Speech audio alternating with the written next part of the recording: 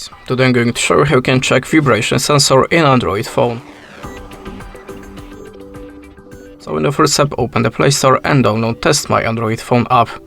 After that, open it. Now you can enable the... oh, never mind, no. Choose Test Your Phone and click on the hardware. Close the ad and choose vibration. Select any mode